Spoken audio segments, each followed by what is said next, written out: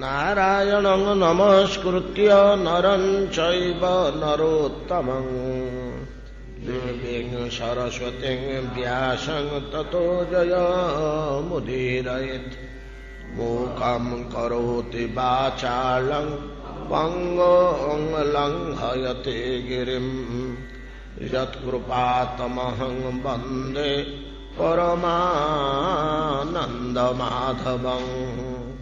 यत्कृपातमहं वन्दे परमानन्दमाधवं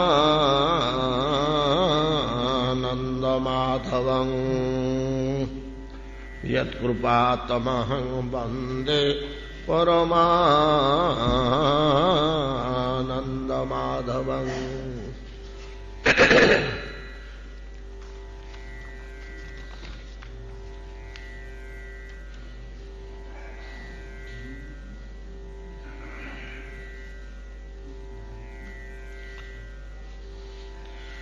गिरयो मुमुचुस्तोयं क्वचित् न मुमुचुः शिवम् यथा ज्ञानामृतं काले ज्ञानिनो ददते न वा नैवा विन्दन् क्षीयमाणं जलं गाधजले चराः यथायुरन्वहं क्षयं नरा मूढ़ा कुटुम्बिनः गाधबारी चरास्तापम अबिंदत शरदर्कजम् यथा दरिद्रः कृपणः कुटुम्ब्य विजितेन्द्रियः शनै शनैर्जहुः पङ्कं स्थलान्यामं च विरुधः यथाहं ममतां धीरा शरीरादिष्वनात्वसु।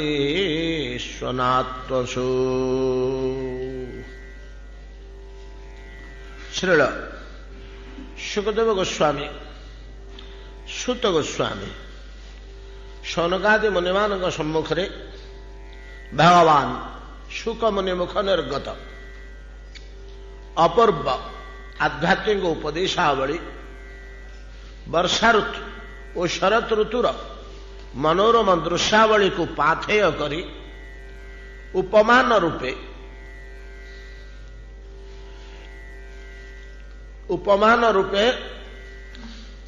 उपमेय उपमान उपमेय होछि दृश्य वर्षा ऋतु शरत ऋतुर विचित्र दृश्य होछि उपमेय उपमान विभिन्न आध्यात्मिक उपदेश प्रदान करुछन्ति शुकदेव गोस्वामी। तन्मध्यरे दुर्लभ मनुष्य जीवन निमंते मानव जीवन कर्तव्य निमंते किछि विशेष तथ्य दुईटी श्लोक प्रदान कले। शरत काल रे अल्प जल थिबा गर्त मानंकरे बास करुथुबा मत्स्यादि जलचर माने जेपरि दैनंदिन बारी क्षय अनुभव करि न पारंती तद्रूप जंजालमय कुटुंब पोषण कर्म भितरे आमने बा मानव निजर आयु जे दिन को क्षय हो जाउची यह जानि पारु नाहंती। ए दृष्टांत देले देखेले ता सहित आउ गोटे अधिका कार्य मध्य कले। जदि आखि न खोलिला सेमती आयु क्षय ही गला आमे से दिग को अंध ही रहिले आखि बुझीदेले केवल कुटुंब पोषण कर्म ही जीवन बितेदेले। मत्स्य माने यदि जल कमी जाउची या अनुभव न करी मनुष्य जेपरि आयु कमी जाउची या प्रति लक्ष्य न दे भोग विलास रे माति जाती मत्स्य माने यदि से प्रकार जल कमी जाउची या को अनुभव न करी दिन बितेई दबारे लागिबे। हाँ जल तो शीतल अच्छी ଉପରଟା ଟିକେ ଗରମ ହଉଛି ସିନା, ତଳ ଜଳ ତ ବେଶ ଶୀତଳ ଅଛି, ଖାଦ୍ୟପେୟ ତ ମିଳୁଛି, ଅସୁବିଧା କଣ?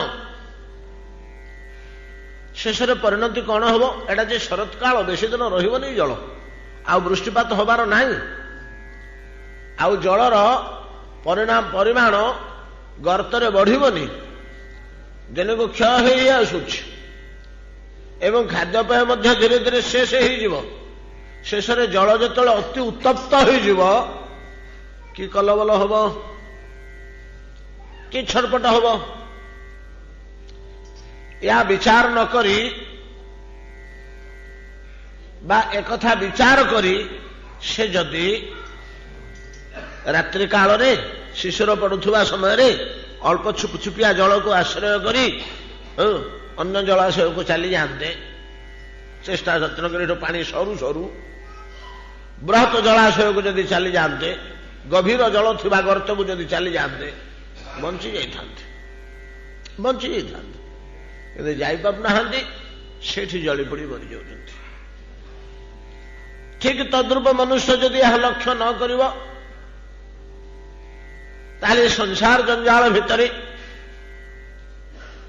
ଜଳି ପଡ଼ି ପରିଶେଷରେ ନରକ ଯନ୍ତ୍ରଣା ଭୋଗ କରିବାକୁ ହବ ଯେ ଭୟାନକ ତାପ। ଏ ସଂସାର ଜଞ୍ଜାଳ ତ ଅଳ୍ପ ତାପ, ଏଟା ବେଶୀ ତାପ ନୁହଁ,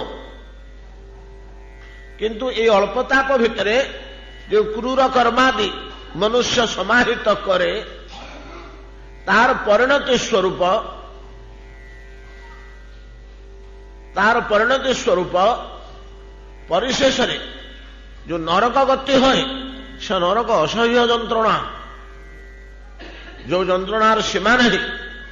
ପଞ୍ଚମ ସ୍କନ୍ଧରେ 29 ନରକର ବର୍ଣ୍ଣନା କରିଛନ୍ତି ସୁଖଦେବ ଗୋସ୍ୱାମୀ।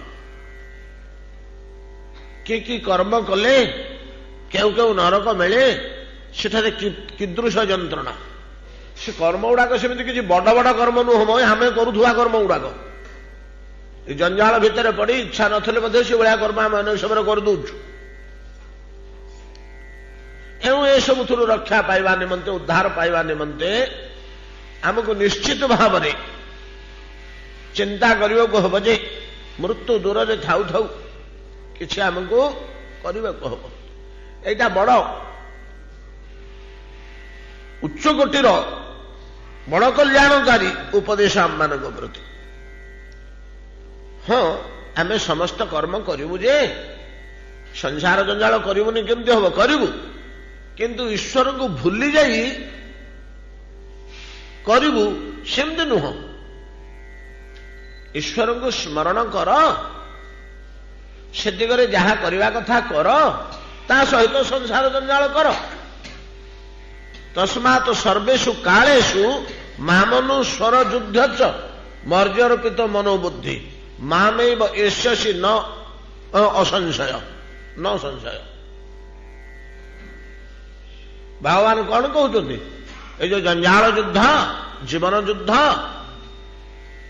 ଜୀବନ ରକ୍ଷା କରିବା ପାଇଁ, କୁଟୁମ୍ବ ଭରଣ ପୋଷଣ କରିବା ପାଇଁ, ସମାଜରେ ଇଜ୍ଜତ ମର୍ଯ୍ୟାଦା ରକ୍ଷା କରିବା ପାଇଁ, ରୋଗ ବ୍ୟାଧିରୁ ମୁକ୍ତି ପାଇବା ପାଇଁ, ଅଭାବ ଅନାଟନରୁ ଦାରିଦ୍ର୍ୟରୁ ରକ୍ଷା ପାଇବା ପାଇଁ ଯୋଉ ଯୁଦ୍ଧ ଆମର ନିରନ୍ତର ଚାଲିଛି, ଏ ଯୁଦ୍ଧ କରୁଥାଉ, କିନ୍ତୁ ମତେ ବିସ୍ମରଣ ହେଇକିରି କରନା, ମତେ ବିସ୍ମରଣ ହେଇକିରି କରନା, ମତେ ସମ୍ପୂର୍ଣ୍ଣ ଭୁଲି ଯାଇ ଏଇଥିରେ ମାତିଯିବ, ତା ଉଚିତ ନୁହେଁ।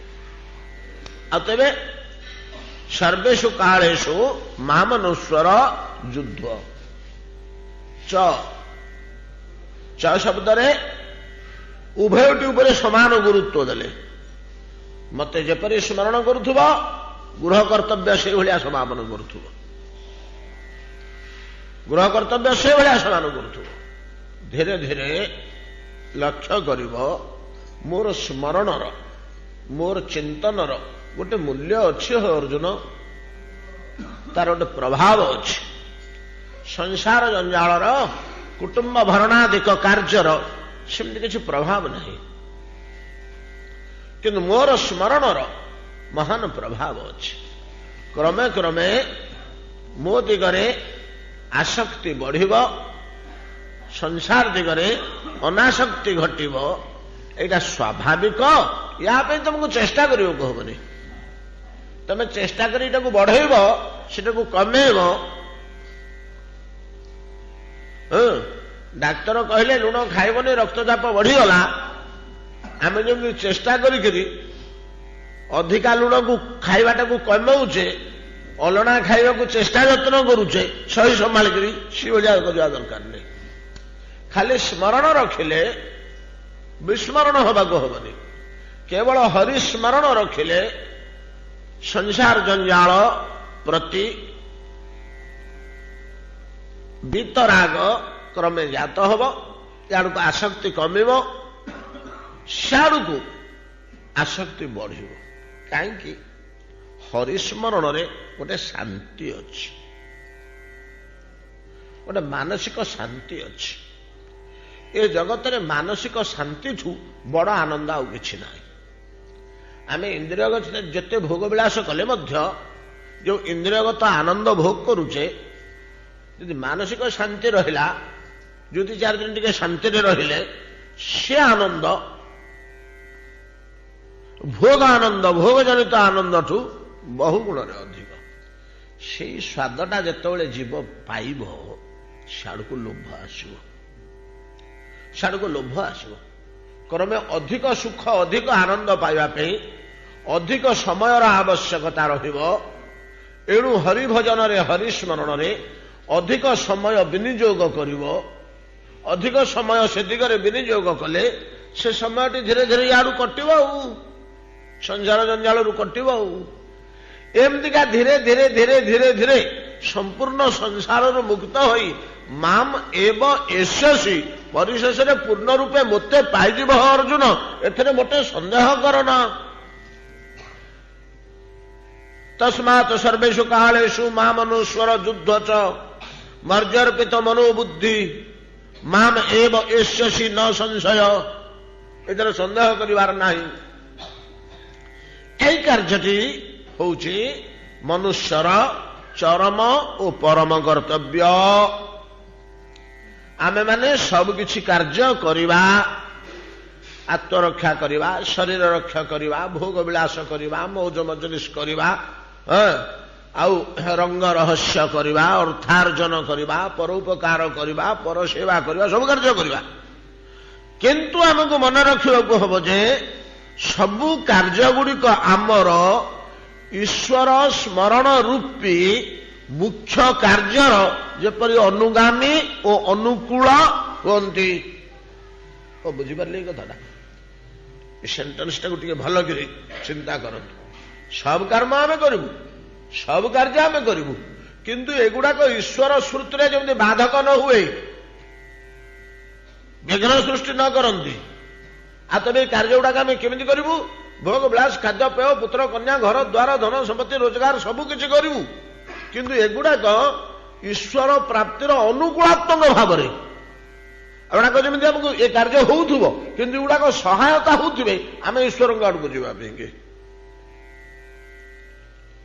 ईश्वर दिगक जावाई भगवत भजन करने हरिस्मरण करने संसार कर्म यदि बाधक होला ताहले विपदी ताहले विपद असुविधा हम एगुड़ाक हो किंतु गुड़ाक अनुकूलात्मक ढंग हो ईश्वर स्मरण दिगरे एमाने आमको प्रेरणा दियंतु उत्साहित करंतु एतादृश भाव भगवान कहते गीतारे अर्जुन जोग कर्मसु कौशलम जोग मो सहित युक्त होगापाई अनेक प्रकार व्यवस्था अच्छी सबुड़ाक जोग तुम जो जगह जाऊच जाओ जेहेतु तुम्हें मनुष्य देह पाइच तुम्हें कर्म करने को बाध्य तुम्हें किसी न कले बसी रहिब तो बसिबा एक कर्म क्रिया खाली बसी पार कि उठिब तो निश्चय सेठू ताहा मध्य कर्म भोजन तो निहाती करिबो कहब ताहा मध्य कर्म शरीर निर्वाह तो निहाती करिबो कहब झाड़ा परिस्रा स्नान शौच इत्यादि हड़ाक मध्य कर्म तेणु तुम कर्म न करी रही पारिबनी न हि कश्चित क्षणमपि जातो तिष्ठत्य कर्म करोतु କାର୍ଯ୍ୟତେ ह्यवशः कर्म सर्व प्रकृति जैर गुणे तुमे कर्म न करी गोटे मुहूर्त रहीपर ना अकर्मा होगी कर्महीन अवस्था गोटे मुहूर्त रहीपर क्षण अपि क्षण मात्र रहीपर न ही कश्चित क्षणम अपि क्षण मध्य कर्महीन अवस्था रहीपर कहीं तमें कौन कर्म करुच कि जे तमें रोकीदेव बंद करदेव तुम्हें कर्म करुच क्षुधा आसला आहार करैला तृषा आसला जलपान करैला भय आसला पलायन करैला दारिद्र्य आसला रोजगार करैला अभाव अनाटन आसला रोजगार करैला विपद आसला जुक्ति तर्क करैला आत्मरक्षा करैला नहीं कि तमें कर्म करुच क्या करुच कर्म प्रकृति क्रियमाणानि गुणा कर्माणि सर्वश अहंकार विमूढ़त्वा कर्ता हम इति मन्यते प्रकृति क्रियमाणानि गुणा कर्माणि सर्वश प्रकृति बलपूर्वक तुमको कर्म करोउची प्रकृतिर गुणत्रय तुमको कर्म कराउछन्ति तुम्हें कहीं मूढ़ भलिया मु करुची बोली भावुच तुमको किए गोटे कराउची किए कराउची प्रकृति कराउची प्रकृति हे गुणा प्रकृतिर गुणत्रय कर्म कराउछन्ति तुमको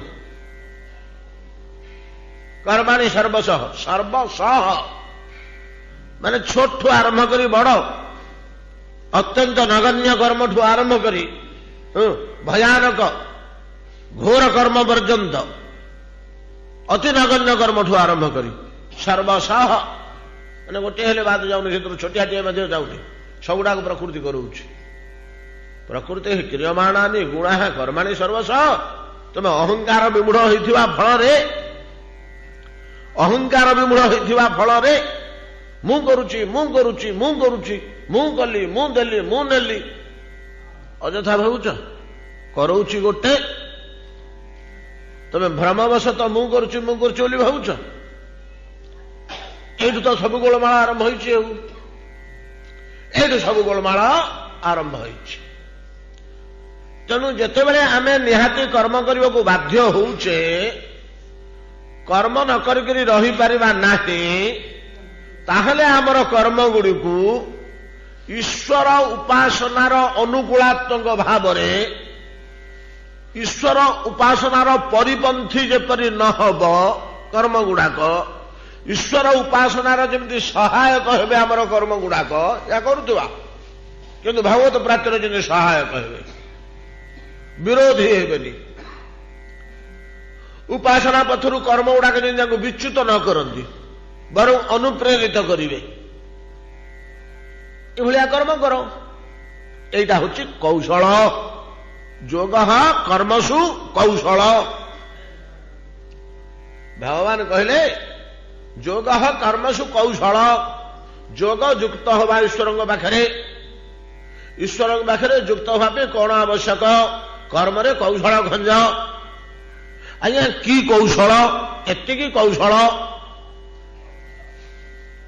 तुम्हें भक्ति पथरे जाओ योग पथरे जाओ ज्ञान पथरे जाओ कर्म पथरे जाओ मंत्र पथरे जाओ तप पथरे जाओ तीर्थ पथरे जाओ दान पथरे जाओ यज्ञ पथरे जाओ वेदाध्ययन पथरे जाओ ब्रह्मचर्य पथरे जाओ ध्यान पथरे जाओ ईश्वर सहित युक्त हवा तो अनेक पथ अच्छी सबु पथरे तो कर्म रही ना कर्म नहीं भक्ति पथरे तो फूल गुंथब भोग लगेब घंटी बजेब ज्ञान पथर तो मानसिक कर्म कर अध्ययन कर विश्लेषण कर विचार कर पचार बुझ गुरु सेवा कर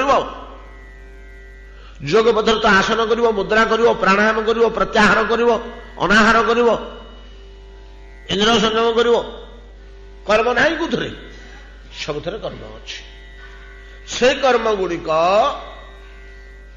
से जेपरी आमर कुटुंब भरण पोषण कर्मटा सेपरी हो कि असुविधा करनी एटा किसी क्षति करनी कुटुंब भरण पोषण करने को मना कि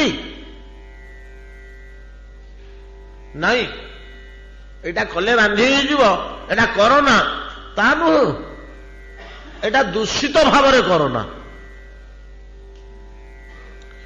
ଏଟା ତମର ଯେମିତି କ୍ଷତିକାରକ ହବ ସେଭଳିଆ କରନା। କିପରି କରିବ ନା କୌଶଳପୂର୍ଣ୍ଣ ଭାବରେ କର। କଣ ସେ କୌଶଳ? ନା କର୍ମ ଗୁଡ଼ିକ ତୁମର ଯାବତୀୟ ଭୋଗ ବିଳାସ ମୌଜ ମଜଲିସ ସେ ଆନନ୍ଦ ଇତ୍ୟାଦି ଯାହା କରୁଛ କର। ଏପରିକି ଶତ୍ରୁ ସାଧନ ପର୍ଯ୍ୟନ୍ତ। ମହାଭାରତ ଯୁଦ୍ଧରେ ଶତ୍ରୁ ସାଧନ ଈଶ୍ୱର ସେବାର ଅନ୍ତର୍ଗତ ହେଇଛି। ଶ୍ରୀକୃଷ୍ଣ ତୃତୀୟରେ ପାଣ୍ଡବମାନେ ଯୁଦ୍ଧ କରୁଛନ୍ତି, ଶତ୍ରୁମାନଙ୍କୁ ଦମନ କରୁଛନ୍ତି। ଆଶ୍ଚର୍ଯ୍ୟ କଥା, ଆଶ୍ଚର୍ଯ୍ୟ କଥା। ଆମେ ଯଦି ମହାଭାରତକୁ ବିଶ୍ଳେଷଣ କରିବା, ମହାଭାରତଟା ପଞ୍ଚମ ବେଦଟି, ମହାଭାରତଟା ପଞ୍ଚମ ବେଦ। ତାର ବାହ୍ୟ ରୂପଟା ଆମେ ଦେଖୁଛେ ନା, ଆଉ ତାର ମୀମାଂସା କୋଉଠି ଆମେ ଜାଣୁଛେ। ଏଦମ୍ବା ଅରେଶ୍ୟ ମୈତ୍ରେୟୀ ମହତଭୂତସ୍ୟ ନିଶ୍ୱସିତମ୍ ଏତତ୍ ଋଗ୍ବେଦ ଋଗ୍ବେଦ ସାମବେଦ ଯଜୁର୍ବେଦ ଅଥର୍ବାଙ୍ଗିରସ ଇତିହାସ ପୁରାଣଞ୍ଚ। ବେଦର ସବୁ ଗୁଡାକ ହେଲା ଅଙ୍ଗ। ଇତିହାସ ହଉଛି ମହାଭାରତ। ଇତିହାସ ଶବ୍ଦରେ ମହାଭାରତକୁ କୁହାଯାଏ। ଇତିହାସ ଶବ୍ଦ ଗୋଟିଏ ଇତିହାସ। ସନାତନ ଧର୍ମର ଇତିହାସ ଏକମାତ୍ର ଖଣ୍ଡ, ଖଣ୍ଡିଏ କାବ୍ୟ ଖଣ୍ଡିଏ ଇତିହାସ। ସନାତନ ଧର୍ମର ଧର୍ମୀୟ ଜଗତରେ ଗୋଟିଏ କାବ୍ୟ ଗୋଟିଏ ଇତିହାସ। କାବ୍ୟଟି ହେଉଛି ରାମାୟଣ, ଇତିହାସଟି ହେଉଛି ମହାଭାରତ।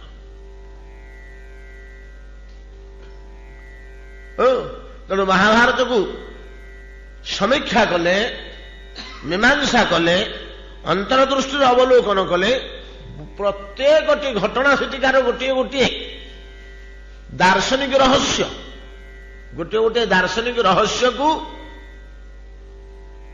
ଗଳ୍ପ ଛଳରେ, ଘଟଣା ଛଳରେ, କାହାଣୀ ଛଳରେ ପରିପ୍ରକାଶ କରାଯାଇଛି। ସମୁଦ୍ର ଭିତରେ ବୁଡାଳି ଯେମିତି ରତ୍ନ ସଂଗ୍ରହ କରୁଛି, ବିପୁଳ ମହାଭାରତ ଭିତରେ ଯଦି ବୁଡି ପାରିବ ତାହେଲେ ସେଇ ସିଦ୍ଧାନ୍ତ ରତ୍ନ, ଦାର୍ଶନିକ ସିଦ୍ଧାନ୍ତ ରତ୍ନ ମିଳିବ। ଶତ୍ରୁ ସାଧନ ମଧ୍ୟ ଈଶ୍ୱର ଉପାସନାର ଅଙ୍ଗ ହେଇପାରେ। ଜୀବ ହତ୍ୟା ମଧ୍ୟ ଈଶ୍ୱର ଉପାସନାର ଅଙ୍ଗ ହେଇପାରେ। ଆଶ୍ଚର୍ଯ୍ୟ କଥା।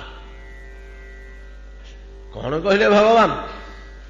ଯସ୍ୟ ନାହଂକୃତୋ ଭାବ ଅହଙ୍କାର, ଅହଙ୍କାର ଯସ୍ୟ ନାହଂକୃତୋ ଭାବ ବୁଦ୍ଧିର୍ ଯସ୍ୟ ନ ଲିପ୍ୟତେ ହତ୍ୱାପି ସ ଇମାନ ଲୋକାନ ନ ହନ୍ତି ନ ନିବଧ୍ୟତେ, ନ ହନ୍ତି ନ ନିବଧ୍ୟତେ।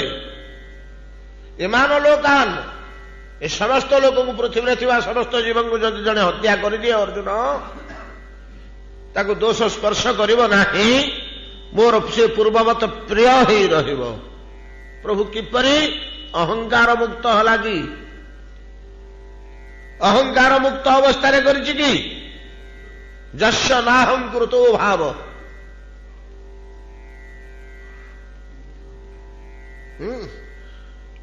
ଅତି କୁଚ୍ଛିତକର ହିତକର କାର୍ଯ୍ୟ କଲେ ମଧ୍ୟ ଅହଙ୍କାର ବିହୀନ ଅବସ୍ଥାରେ କଲେ ତାହା ଈଶ୍ୱର ଉପାସନାର ଅଙ୍ଗ ହୋଇଯାଏ।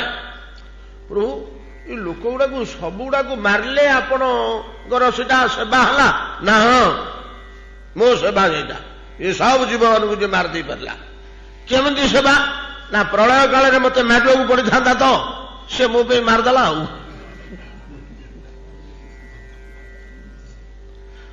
ମୁଁ ହଇରାଣ ହେଇକିରି ଗୋଟି ଗୋଟି ଗୋଟି କରି ମାରିଥାନ୍ତି ତ ସବୁ, ନା ମରିବେନି?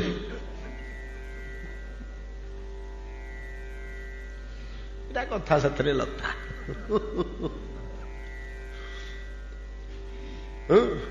କିନ୍ତୁ ଦରକାର ପଡ଼ିଲେ ଏଇଭଳିଆ କଥାର ଦୃଷ୍ଟାନ୍ତ ଆସିବ। ଯାହା ହଉ ଆମେ ଦେଖିଲୁ ଯେ ଆମକୁ ପ୍ରଥମେ ଲକ୍ଷ୍ୟ କରିବାକୁ ପଡ଼ିବ ଯେ ମୋର ମନୁଷ୍ୟ ଆୟୁଷ ଦିନକୁ ଦିନ ସରି ସରି ଆସୁଛି। ମୋତେ ଈଶ୍ୱର ଉପାସନା ଦିଗରେ ଲକ୍ଷ୍ୟ ରଖିବାକୁ ହବ। ନହେଲେ ଜ୍ୱାଳା ଯନ୍ତ୍ରଣା ସହିବାକୁ ମୁଁ ବାଧ୍ୟ ହେବି। ଏଠି ଉପପ୍ରଶ୍ନ ଉଠୁଛି ଅଲଗା ଯେ ମୁଁ ସଂସାର ଜଞ୍ଜାଳ ଛାଡ଼ିବାକୁ ସମର୍ଥ ନୁହେଁ। ତତେ କିଏ କହୁଛି ସଂସାର ଜଞ୍ଜାଳ ଛାଡ଼ିବା ପାଇଁ? ଶ୍ରୀମାନ ମହାପ୍ରଭୁ ଗୋଟିଏ କଥା କହିଲେ, ଚୈତନ୍ୟ ମହାପ୍ରଭୁ ଏ କଥାଟିର ସାର ମର୍ମ କହିଲେ, ବେଟା ମାଗୁର ମାଛର ଝୋଳ, ବେଟା ହରିଆ ହରିଆ ବୋଲ।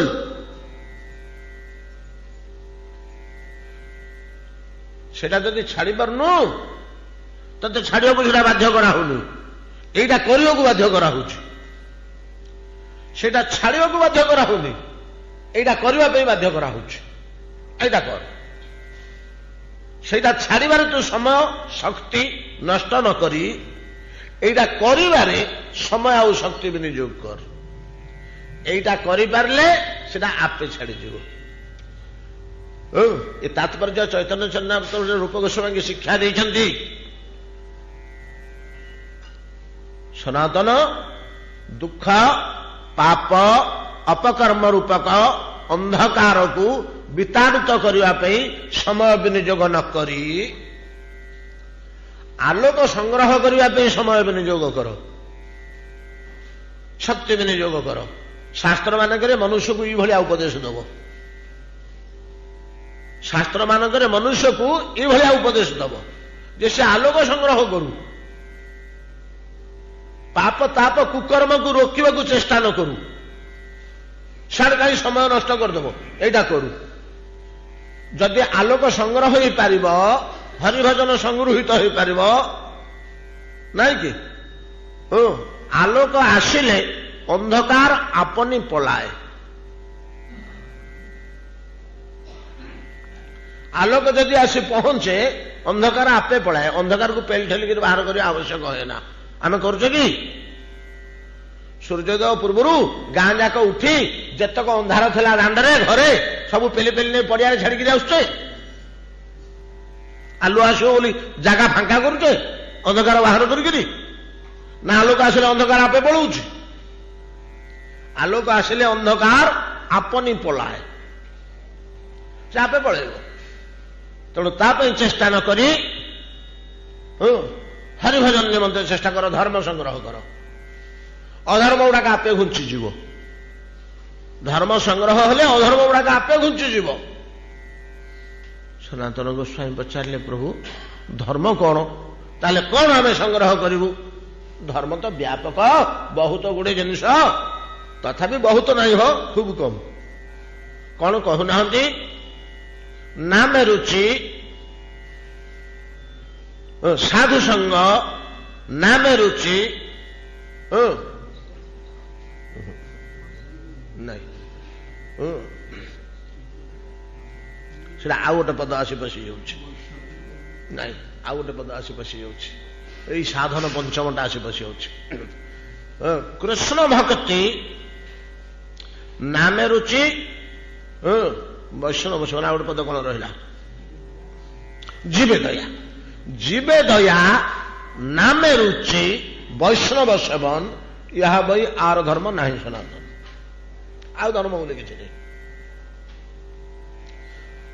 ହରିନାମରେ ରୁଚି, ହରିଙ୍କ ଠାରେ ରୁଚି ଆସିଲେ ତ ହରିନାମରେ ରୁଚି ଆସିବ। ହରିନାମରେ ରୁଚି ମାନେ ହରିଙ୍କର ଲୀଳା, ହରିଙ୍କର ଗୁଣ, ହରିଙ୍କର ରୂପ, ହରିଙ୍କର ମନ୍ଦିର, ହରିଙ୍କର କାର୍ଯ୍ୟ, ହରିଙ୍କର ସେବା, ଏ ସବୁଥିରେ ରୁଚି ଆସିଲେ ତ ହରିନାମରେ ରୁଚି ଆସିବ। ନାମେ ରୁଚି। ଜୀବେ ଦୟା, ବୈଷ୍ଣବ ସେବନ, ସାଧୁ ସନ୍ଥ ବ୍ରାହ୍ମଣଙ୍କର, ବିଦ୍ୱାନଙ୍କର, ଈଶ୍ୱର ପରାୟଣ ବ୍ୟକ୍ତି ମାନଙ୍କର ସେବା, ଏହା ବହି ଆର ଧର୍ମ ନାହିଁ ସନାତନ। ଜୀବେ ଦୟା, ନାମେ ରୁଚି, ବୈଷ୍ଣବ ସେବନ, ଏହା ବହି ଆର ଧର୍ମ ନାହିଁ ସନାତନ। ଏଇ ଆଲୋକ ସଂଗ୍ରହ କର, ଅନ୍ଧକାର ଆପେ ପଳେଇବ। ଅତଏବ ଆମକୁ କି ନିଶ୍ଚିତ ଭାବରେ ଲକ୍ଷ୍ୟ ରଖିବାକୁ ହବ ଯେ କିପରି ଆମେ ଧର୍ମ ସଂଗ୍ରହ କରି, ଭଜନ ସଂଗ୍ରହ କରି ଆଗାମୀ ଜୀବନଟିକି ବିତେଇ ଦେବାକୁ ଚେଷ୍ଟା କରିବା, ୟାକୁ ଛାଡ଼ିବାକୁ ଚେଷ୍ଟା କରିବା। ଏଗୁଡାକ କୋଟି କୋଟି ଜନ୍ମର ଅଧ୍ୟାସ, কীট পতঙ্গ জন্মରୁ ଆମେ ଏଗୁଡ଼ା କରି ଆସୁଛେ, ଏ ଅଭ୍ୟାସ ସହଜରେ ଛାଡ଼ିବନି। ସେଇଟା ଆସିଲେ ଇଏ ଆପେ ପଳେଇବ, ସେଇଟା ଆସିଲେ ଇଏ ଆପେ ପଳେଇବ।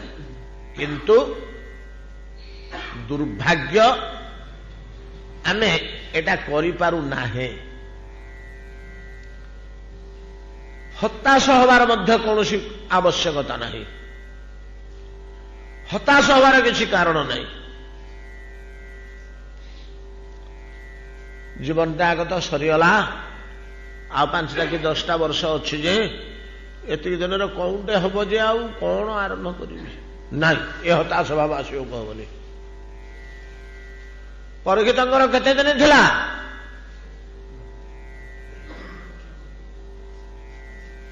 ପରୀକ୍ଷିତଙ୍କର କେତେ ଦିନ ଥିଲା?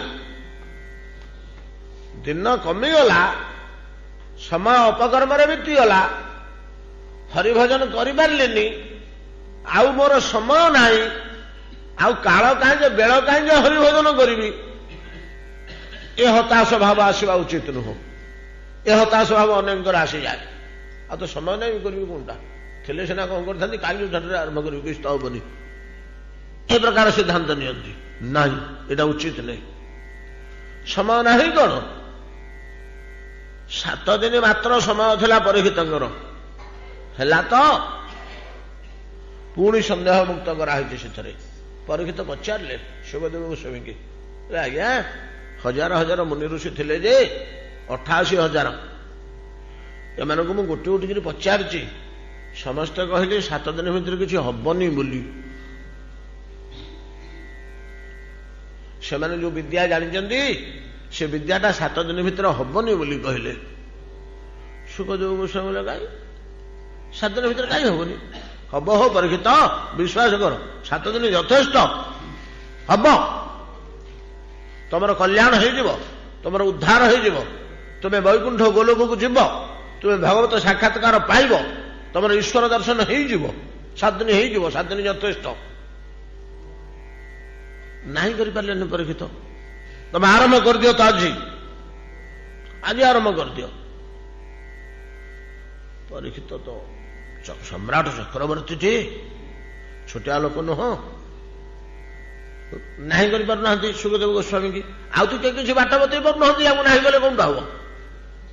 ଇଏ ତ ଜଣିଏ କହୁଛନ୍ତି ହଁ 7 ଦିନ ହବ ବୋଲି, ଅନ୍ୟମାନେ ତ ପୁରା ଛାଡ଼ିଦେଲେ, ଏ ରୋଗୀକି ଆମେ ବଞ୍ଚେଇ ପାରିବୁନି। ଇଏ ଡାକ୍ତରଟା କହୁଛି ଯେ ହଁ ଦେଖିବା, ଚେଷ୍ଟା କରିବା, ଆଣ ଔଷଧ କିଣିକିରି। ଆମେ କଣ କରିବା ସେ କ୍ଷେତ୍ରରେ? ଯିଏ ଆମକୁ ହିମ୍ମତ ଦଉଛନ୍ତି ତାଙ୍କୁ ତ ଫଲୋ କରିବା। ତଥାପି ଟିକେ ସନ୍ଦେହ ସହକାରେ, ଆଜ୍ଞା ଏ ରୋଗରେ କିଏ ବଞ୍ଚିଛି? ଆପଣ କେତେଟାକୁ ବଞ୍ଚେଇଛନ୍ତି ପୂର୍ବରୁ? ନା, କେତେ ବଞ୍ଚିଛନ୍ତି? ଏତକ ଶୁଣିଦେଲେ ଆମକୁ ଅଧେ ବଳ ଆସିଗଲା, ନାଇଁ କି? ଏ ରୋଗରୁ କେତେ ଜଣ ବଞ୍ଚିଛନ୍ତି? ଆଜ୍ଞା କିଏ ବଞ୍ଚିଛି? ଖଟୁଆଙ୍ଗ ବଞ୍ଚିଛି, ନାଇଁ କି? କେମିତି କୌଶଳପୂର୍ଣ୍ଣ ଭାବରେ ପଚାରିଛନ୍ତି। ସନ୍ଦେହ ହଉଛି ତ 7 ଦିନରେ ସତ୍ୟ ମୋର ଉଦ୍ଧାର ହବ ନା ନାହିଁ। ଯଦି କାହାର ପୂର୍ବରୁ ହେଇଥିବ ବୋଲେ ମୋର ମଧ୍ୟ ହବ। ଖଟୁଆଙ୍ଗଙ୍କର ହେଇଛି, କେତେ ସମୟ ଭିତରେ ହେଇଛି ଆଜ୍ଞା? ନା ତମର ତ 7 ଦିନ କାଳ ଅଛି, ତାର ମାତ୍ର 1 ମୁହୂର୍ତ୍ତ ଥିଲା। 1 ମୁହୂର୍ତ୍ତ 2 ଦଣ୍ଡ, 1 ଦଣ୍ଡ 24 ମିନିଟ୍, ମାତ୍ର 48 ମିନିଟ୍ ସମୟ ଥିଲା। 48 ମିନିଟ୍ ଭିତରେ ତାର ହେଇଗଲା। ହେଇଗଲା ନା? ହଁ। କେମିତି ଆଜ୍ଞା, କଣ ଘଟଣା ମତେ ଟିକେ କହନ୍ତୁ ତ, ସେ ରୋଗୀ କୋଉଠିକାର କଣ ହେଲା, ତାର କିଏ ତାକୁ ଚିକିତ୍ସା କଲେ? ସମସ୍ତ ଘଟଣା ସୁଖଦେବ ଗୋସ୍ୱାମୀ ବୁଝେଇକିରି କହିଲେ। ପରୀକ୍ଷିତଙ୍କର ଆସିଲା 48 ମିନିଟରେ ଜଣଙ୍କର ହେଇଛି, ମୋର 4 ଦିନରେ ହଉ, ମୁଁ ଟିକେ ଢେଲା ଲୋକ, 4 ଦିନରେ ହଉ। 4 ଦିନରେ ହେଇଯାଇଛି, 7 ଦିନ ଆବଶ୍ୟକ ହେଇନି, 7 ଦିନ ଆବଶ୍ୟକ ହେଇନି। 4ର୍ଥ ଦିନରେ କୃଷ୍ଣ ଜନ୍ମ ସାରିଦେଇ ଯେତେବେଳେ ଲୀଳା ଭିତରକୁ ପଶିବାକୁ ପହଞ୍ଚିଲେ, ଗୋପଲୀଳା ଭିତରକୁ, ରହସ୍ୟମୟ ଲୀଳା ଟିକେ ପରୀକ୍ଷା କଲେ ସୁଖଦେବ ଗୋସ୍ୱାମୀ। ପରୀକ୍ଷିତ 4 ଦିନ ହେଇଗଲା, 4.5 ଦିନ ହେଇଗଲାଣି, ଜନ୍ମ ପ୍ରସଙ୍ଗ ତ ଶୁଣିଲ, ହଁ ଆଉ 4 ଦିନ କାଳ ଗାଧୁଆ ନେଇ ପାଧୁଆ ନେଇ ଦାନ୍ତ ଘଷା ନେଇ ଝାଡ଼ା ଯିବା ନେଇ ଖିଆ ନେଇ ପିଆ ନେଇ ଶୁଆ ନେଇ କିଛି ନା ବିରକ୍ତ ଲାଗିଗଲାଣି। ତମେ ସିନା ବସିକିରି ହୁଁ ହୁଁ କରୁଛ, ମୁଁ ବକର ବକର ହେଇ ମଲିଣି। କଥାରେ କଷ୍ଟ କାହାକୁ? ବକ୍ତାକୁ ନା, ଆଉ ଶ୍ରୋତାମାନଙ୍କୁ ତ ଆନନ୍ଦ। ବିମଳ ହରି କଥା ଯଦି ପଡିଛି ଶ୍ରୋତାମାନଙ୍କୁ ସୁଖ, କଷ୍ଟଟା ବକ୍ତାକୁ। ସୁଖଦେବ ଗୋସ୍ୱାମୀ କହୁଛନ୍ତି ଚାଲ ଯିବା। ଏ ଗଙ୍ଗା ପବିତ୍ର ବାରି ବହି ଯାଉଛି। ହଁ ହଁ ଠିକ ଅଛି। ଆରେ ପିଲେ ଟିକେ ପ୍ରସାଦ ଦେବ। ଠାକୁର ପବିତ୍ର ଗଙ୍ଗା ବହି ଯାଉଛି, ସ୍ନାନ କରିବା, ଦେବ ଦର୍ଶନ କରିବା, ଅରଣ୍ୟରୁ ଫଳମୂଳ 2ଟା ସଂଗ୍ରହ କରି ଖାଇବା ପିଇବା, ଘଣ୍ଟେ 2 ଘଣ୍ଟା ବିଶ୍ରାମ ନେବା, ପୁଣି କଥା ଆରମ୍ଭ କରିବା। କଣ କହିଲେ ପରୀକ୍ଷିତ ସେଠି? ନାଇଁ ନାଇଁ ନାଇଁ ନାଇଁ ପ୍ରଭୁ, ଆପଣ ବନ୍ଦ କରନ୍ତୁନି, ଗୋସାଇଁଜୀ ଆପଣ ବନ୍ଦ କରନ୍ତୁନି କଥା। ହରିଚରିତ ହାଇ ହାଇ, ତମକୁ ଭୋକ ଶୋଷ ବାଧୁନି? ମତେ କହୁଛ ବନ୍ଦ କରନା ବୋଲି? ନା ଆଜ୍ଞା, ଭୋକ ଶୋଷ କଣ ମୋଠୁ ଆପଣଙ୍କୁ ବେଶୀ ବାଧିବ? ଭୋକରେ ପଡିକିରି ମୁଁ ବାମୁଣଟା ବେକରେ ପକାଇ ଦେଇଥିଲି ସାପ, ଯୋଉଥିରୁ ଫଳ ଭୋଗୁଛି। କ୍ଷୁଧା ତୃଷାରେ ଆର୍ତ ହେଇକିରି ପକାଇଦେଲେ ନା ଆଉ। ନହେଲେ ସମ୍ରାଟ ପରୀକ୍ଷିତ ଗୋଟେ ଋଷିରେ ବସି ତପସ୍ୟା କରୁଛି, ତା ବେକରେ କାହିଁ ମଲା ସାପଟେ ପକାନ୍ତେ? ତାକୁ ସ୍ୱଭାବ କିଆ? କ୍ଷୁଧା ମୋର ମସ୍ତିଷ୍କକୁ ବିଗାଡିଦେଲା। କ୍ଷୁଧା ତୃଷାରେ ମୁଁ ବ୍ୟାକୁଳ ହେଇ ପଡିଲି ଯେ ମସ୍ତିଷ୍କ ଭ୍ରମ ହେଇଗଲା, ମୋର ଜ୍ଞାନ ରହିଲାନି, କ୍ରୋଧ ଉଠିଗଲା। ଆମେ ରାଗି ଯାଉନି କି ଭୋକ ହେଲେ? ଭୋକରେ ପେଟ ଜଳୁଛି, ଆମେ ବାହାରୁ ପଳେଇ ଆସିଲେ କିଏ ଗୋଟେ କହିଦେଲେ ଆମେ ଚାହିଁକିରି ରାଗି ଯାଉଛେ।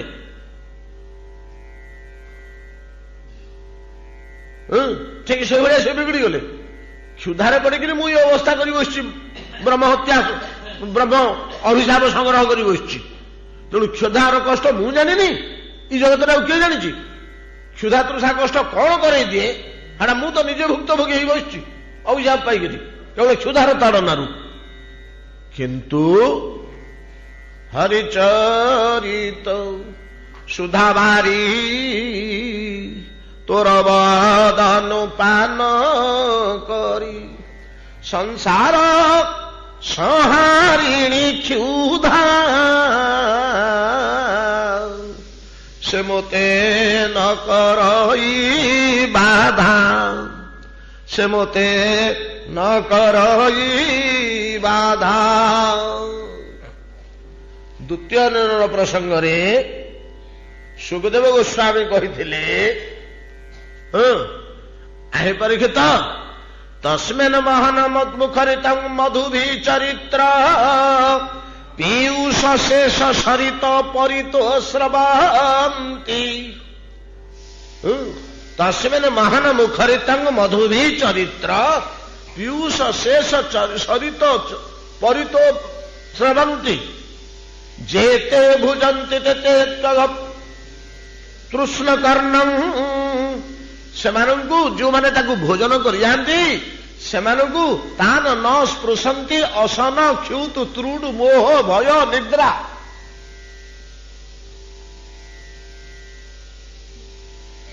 ତସ୍ମିନ୍ ମହାନ ମୁଖରେ ତାଙ୍କ ମଧୁଭି ଚରିତ୍ର ପୀୟୁଷ ଶେଷ ସରିତ ପରିତୋ ସ୍ରବନ୍ତି। ଯେତେ ପିବନ୍ତ୍ୟବିରାଜନ ନୃପ ଗାଢ କର୍ଣ୍ଣି ତାନ ନ ସ୍ପୃଶନ୍ତି ଅସନ ଭୟ କ୍ଷୁଡୁ ତ୍ରୁଡୁ ଶୋକ ମୋହ ନିଦ୍ରା। ଏଗୁଡ଼ା କେହି ଛୁଅନ୍ତିନି। ଦେଖୁ କାହାକୁ ଛୁଅନ୍ତିନି ନା ମହାନ ମୁଖରିତ ମହାପୁରୁଷ ମାନଙ୍କ ମୁଖରୁ ନିର୍ଗତ ବିମଳ ଭାଗବତ କଥା ପରିତୋ ସ୍ରବନ୍ତି। ଯେତେ ପିବନ୍ତି ତେ ନୃପ ନୃପ ଗାଢ କର୍ଣ୍ଣି। ଗାଢ କର୍ଣ୍ଣରେ ଯିଏ ଶ୍ରବଣ କରନ୍ତି ତାଙ୍କୁ ଗୁଡାକ ଛୁଏନି। ସୁଖଦେବ ଗୋସ୍ୱାମୀ ଦେଖିଲେ ଯେ ଲୋକଟାକୁ କ୍ଷୁଧା ବାଧୁନି, ତୃଷା ବାଧୁନି, କୌଣସି ବାଧା ଆସୁନି। କାହିଁକି ଆସୁନି? ସେ କହୁଛି ଯେ ହରିଚରିତ ସୁଧା ବାରି ତୋର ବଦନୁ ପାନ କରି। संसार संहारिणी क्षुधा से मत न कर बाध्या ହେଇଗଲା ତ ସିद्धି ହେଇଗଲା ତ ସିद्धି। ଏ ଜଗତରେ ଆମକୁ କୋଉଟା ବେଶୀ ବାଧେ? क्षुधा। सप्तम स्कंदरे कहले जावत भिरीत उदरम तावत सत्यम हि देहिनाम। मनुष्य एकमात्र दाबी केते पेटरे जेतिकी धरिव भोकमला बंद नहीं कि अतएव 4 दिन रही 7 दिन दरकार है। सुखदेव गोस्वामी परीक्षा कले जे ये 4 दिन भितर सिद्ध लाभ कर सारे। जहा हो आमर तो कथा याडे पड़ेला नाना दिगरे अवश्य उपादेय कथा श्राव्य कथा कि अलग कथा नुह। आमे कहीं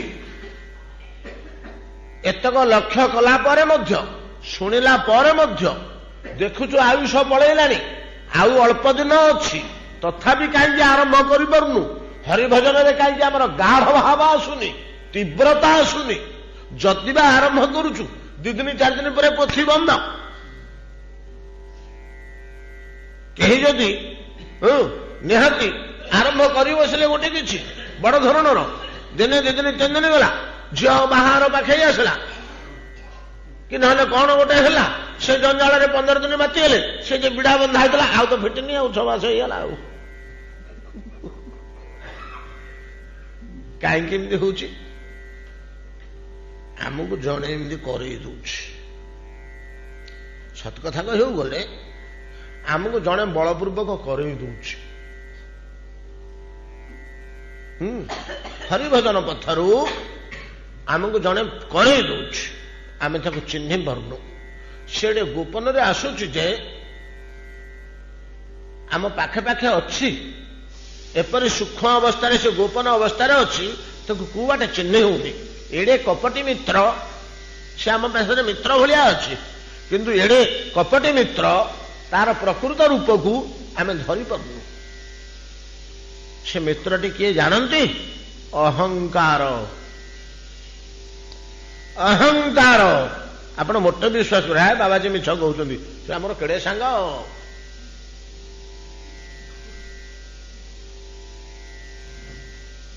से कपट करनी मुझे भल कर चिन्ह हाँ तमें भल कर चिन्हच जे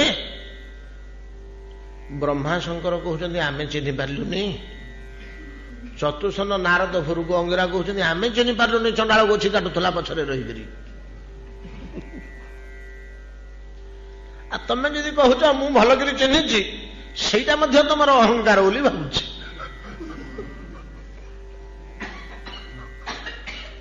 नहीं सिद्धि मध्य अहंकार क्रिया करुच्ची चिन्ह अहंकार क्रिया करुच्ची अहंकार को जेते काल पर्यंत आमे विदुरित न करिबा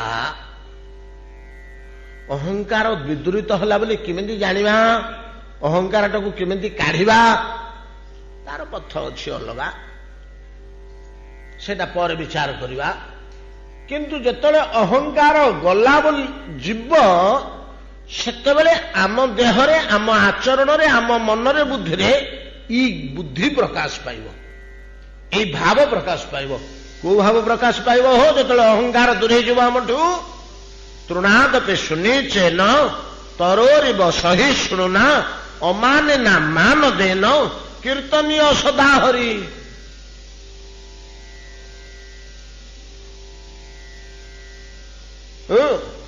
कौन लक्षण प्रकाश पाइब अति घोर विष सम मणिबे सम्मान अपमान मन भाई अमृत समान ये भाव जो आम भर प्रकाश पाइब से बुझा हो जे अहंकार अटिच एटा चरम अवस्था एटा चरम अवस्था अवश्य अति घोर विष सम मणिबे सम्मान अपमान मन भाई अमृत समान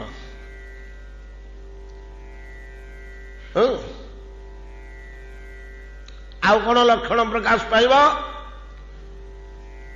अभिमानम सुरापानम गौरवम रौरव समम प्रतिष्ठा सुकरी विष्टा तस्मात् एतत् त्रयम त्यजेत।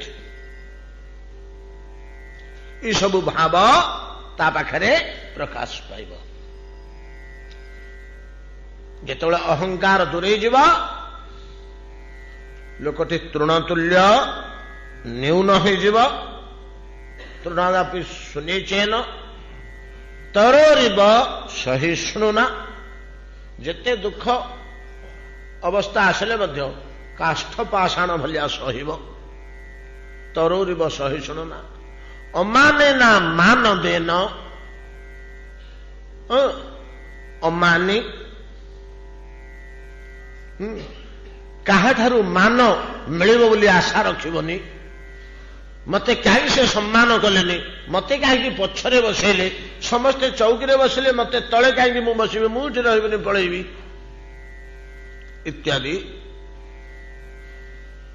अमानी मान द अति क्षुद्र लोकटाक उपयुक्त सम्मान दब, यथेष्ट सम्मान दब। काहाठारु मान संग्रह करबनी, आशा करबनी, किंतु समस्त को सम्मान प्रदान करिब। अमाने ना मान देन।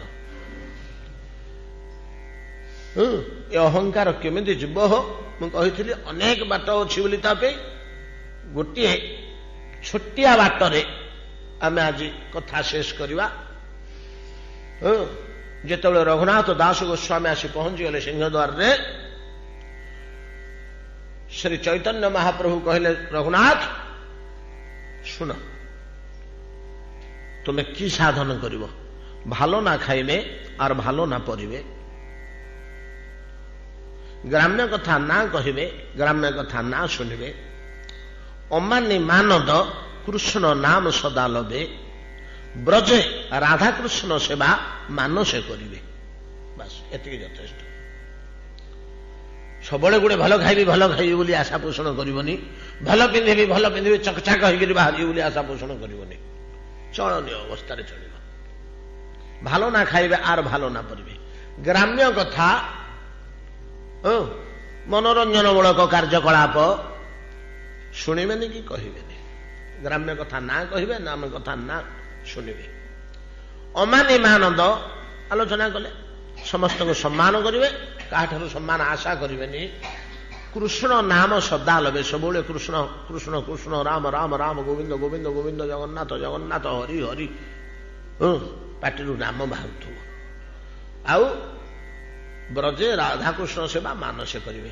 किछि फूल तुलसी पंचपात्र पानी किछि दरकार नहीं। स्नान शौच ही आसन पकई बसिले, आखि बुझी बसिचंदी। ब्रजକୁ गले, ब्रजरे श्रीमूर्ति दंडायमान अछंती, फूल दउचंती, चंदन दउचंती, स्तंभ करूचंती, स्तुति करूचंती, भोग लगौचंती, घंटी बजौचंती, आरती करूचंती, प्रणाम करूचंती, प्रदक्षिण करूचंती। मानसे मानसिक स्तर रे एतिकी कर। अल्प किछि दिन देखिब अहंकार तमठो प्राण विकଳରେ तम भितर बाहर करी पळै जाउछि।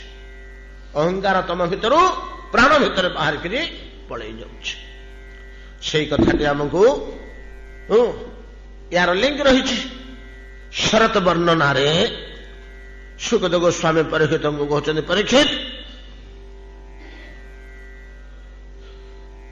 शनै शनैर जहु पंकम स्थलान्याम च विरुद्ध यथाहं ममतांग धीरा शरीरादिषु अनात्मसु। ये पदटी काली आमर हो नहीं कि अहंकार दूर करवा बड़ कथा बोली कहते। अहंकार दूर नहला पर्यंत गाध बारी चर भलिया दुख पाइबा हम। यदि अहंकार को आम दूर कर दे पारले, अहंकार केमिति दूर हम आलोचना कले आमे। तो कूठु अहंकार दूर करवा ना शरीर आदि अनात्म वस्तु सु ममता निजठु अहंता। शरीर रु अहंता कौन कहते? शनै शनै जहु पंकम स्थलान्यामंच विरुद्ध ଯଥା ହଂ ମମତାଂ ଧୀରା ଅହଙ୍କାର ଆଉ ମମତା ଧୀରା ବିବେକିନ ଯେପରି ଦୂର କରନ୍ତି। କୋଉଠୁ ଦୂର କରନ୍ତି ନା ଅହଙ୍କାର ଶରୀରାଦିଷୁ ମମତା ଅନାତ୍ମ ବସ୍ତୁଷୁ। ଅନାତ୍ମ ବସ୍ତୁ ଆତ୍ମବସ୍ତୁ ନୁହେଁ, ଅସ୍ଥାୟୀ ବସ୍ତୁ ନସ୍ତର ବସ୍ତୁ। ଶରୀରରୁ ଅହଙ୍କାର ଦୂର ହବ, ଶରୀରର ଭୋଗ୍ୟ ପଦାର୍ଥ ମାନଙ୍କ ଠାରୁ ଆହାର ଅଳଙ୍କାରାଦିକ ଭୋଗ୍ୟ ବସ୍ତୁଠୁ ମମତା ଦୂର ହବ। ଏ ଦୁଇଟା ଦୂର ହେଲେ ଯାଇ ଆମେ ଭଗବତ ସାକ୍ଷାତକାର ଲାଭ କରିପାରିବା। ଆଜି ଏତିକିରେ ଭାଗବତ ବିଶ୍ରାମ କରନ୍ତୁ। ସେ ଶ୍ରଦ୍ଧାବାଲି ଟିକେ ଅଛି ଆମର, ଆଜି ସେମାନେ 7ଟା ବେଳକୁ ଗାଡ଼ି ପଠେଇବେ କହିଥିଲେ, ସମୟ ହେଇଗଲାଣି। ଆପଣମାନେ ପ୍ରଣାମ କରି ଯାଆନ୍ତୁ। ଭଜନିତାଇ ଗୌରୁ ରାଧେ ଶ୍ୟାମ ଜପ ହରେ କୃଷ୍ଣ ହରେ ରାମ